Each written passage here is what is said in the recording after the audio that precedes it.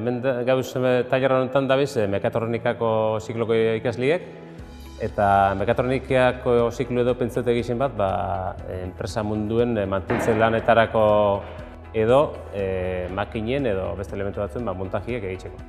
Orduan, ikusitxe zertarako danetatik egiten da pixkat, hasi mekanika arlue, bai piezak mekanizatzen ikusten dabe, gero elektrizidade arlue, pneumatika arlue, hidraulika arlue, eta gero mekanika arluen ja ez piezak egin, sino hemen atzien deitzen da bizena, montaje egiten da. Elementu desberdin montau, eta pixkat aldanik eta gauza zabalenak edo gauza gehixin ikusteko.